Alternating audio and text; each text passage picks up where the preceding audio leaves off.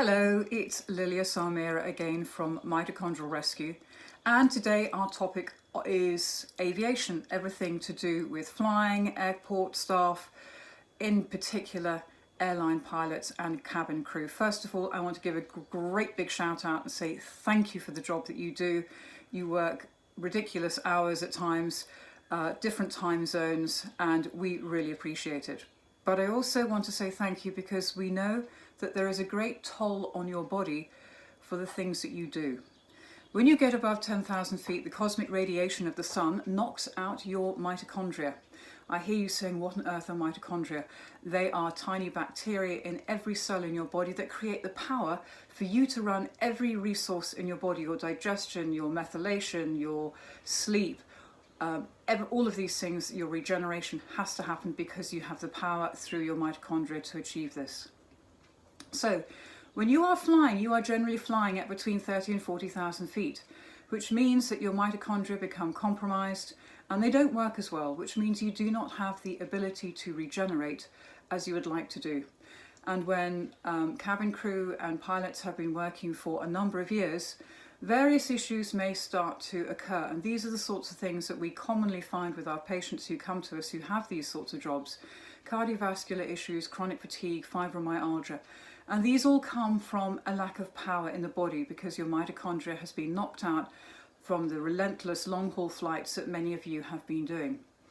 So what are the hazards of flying? Well, first of all, apart from you losing your mitochondria, you also have the toxic fumes coming in of solvents from aviation fuel. For those of you who work in airports, you are excuse me, breathing this in the whole time. Solvents are things that are breathed in, they're easily vaporized at room temperature, you absorb them through the skin.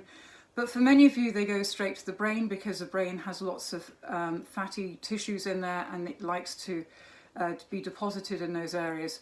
It is also metabolized through the liver. So that's not a good thing, and solvents tend to stay in the body until they are detoxed, and if your body hasn't got the power to detox them, then you are into trouble, and there's brain fog and all sorts of things that can arise from that.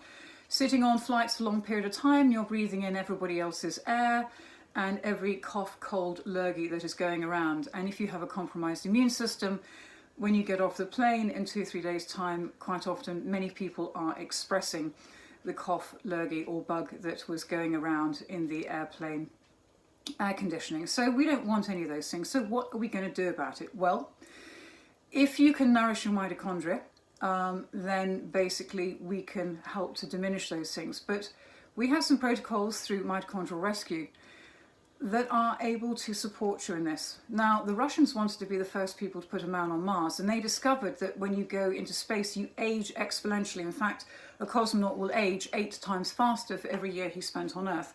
And every time that you go into a long-haul flight, you are beginning to age ever so slightly. We're not quite going to Mars, but you are still at 30 to 40,000 feet. And they discovered that the body needs 300 milligrams of carnosine per kilo of body weight every 2 hours to keep the mitochondria at its optimum. So for a normal person, that equates to about 500 capsules of normal over-the-counter carnosine, which is what we use to nourish the mitochondria, every 2 hours. So that's about 3,000 a day. There's no way you could do that. So the clever scientists have been able to potentize it. It took them about 15 years to achieve this, and now you are able to take 1 or 2 capsules in the morning and in the evening, and you can nourish your mitochondria. So this will enable you to protect it whilst you're flying. The product is called Carnosine Extra, and it will enable you to keep regenerating. It will also mean that if you take this throughout your flight, that when you have your time off between long-haul flights, then you are able to recuperate quicker. You will not be trying to get over jet lag in the same way. You will be able to enjoy your time off. Now, the other aspect we mentioned was the coughs and colds and bugs that are circulating on flights. We also have a very potentized stimulinocomplex, which is a beta-glucan combination of predominantly reishi, and this will help to look after your immune system.